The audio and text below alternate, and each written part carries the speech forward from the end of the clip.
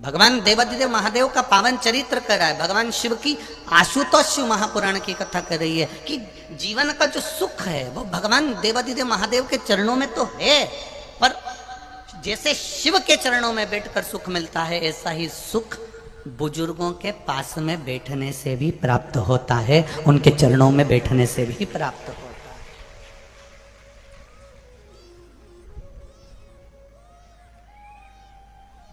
एक पत्नी हमेशा अपने पति को रुआब दिखाती है, छत्तीसगढ़ की नहीं। एक पत्नी अपने पति को हमेशा रुआब दिखाती है कि मैं अपना घर छोड़कर आई, मैं अपना परिवार छोड़कर आई, मैं अपना पूरा बहन भाई छोड़कर, पूरे परिवार को छोड़कर मैं तुम्हारे लिए आई हूं। तो एक पति को भी रुआब दिखाकर कह देना चाहिए कि मैं भी तेरे चक्कर में अपने माता पिता से बुरा हो रहा हूं, मैं भी हो रहा हूं। ऐसा नहीं कि केवल तू ही। नारी तो अपने घर का केवल मायके को छोड़कर ससुराल में आती है, पर सबसे ज्यादा अगर दुख झेलना पड़ता है तो पति को झेलना पड़ता है। माता पिता कहते हैं जब से वो आई तो उसका हो गया, और ये दिन भर टाचा मार मार कर कहती रहती है तुम्हारे माँ बाप, तुम्हारे माँ बाप, तुम्हारे माँ बाप, तुम्हारे माँ बाप। अब बेचारा मंदिर के घंटे की तरह बीच में टंगा रहता है, बीच में टंगा। किसकी ओर बोले वो, किससे कहे?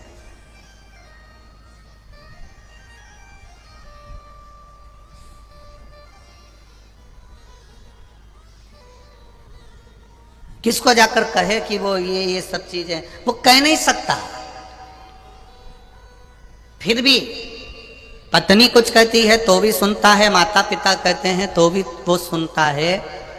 उसकी जो लाइफ है, उसका जो जीवन है, उसका जो एक आनंद है, वो सब कुछ त्याग कर पत्नी और माता पिता में शादी के कम से कम 15 साल तक वो माता पिता और पत्नी में सांझा बिठाने में ही निकाल देता है।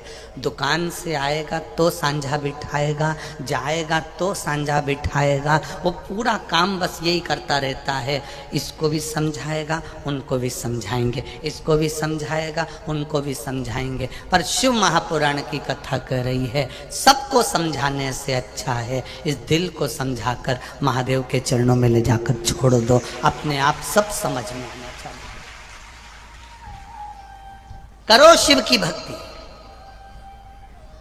आशुतोष शिव महापुराण की कथा है। आशुतोष भगवान का मात्र स्मरण करने वाला, आशुतोष भगवान का मंत्र जाप करने वाला, आशुतोष भगवान के नाम का केवल उच्चारण करने वाला सुख पा जाता है, केवल आनंद पा जाता है, केवल उच्चारण।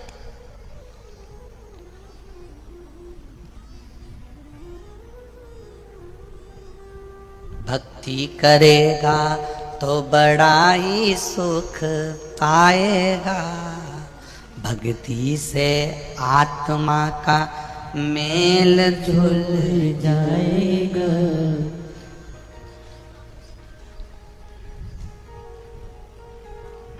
इस संसार में आने के बाद में थोड़ा थोड़ा भगवान का भजन चित्त स्मरण हम सब करते रहे।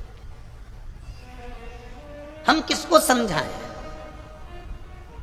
हमें दूसरे को नहीं समझाना है, अपने आप को समझाना। शिव महापुराण की कथा कहती है एक पति ने अपनी पत्नी से कहा सुनो शाम को मेरा दोस्त आएगा, तो सुनो। पत्नी कहती है ठीक है आने दो। सुनो ये घड़ी छुपा के रख देना, चप्पल छुपा के रख देना, सामने जो गुलदस्ता रखा है इसको छुपा के रख दो।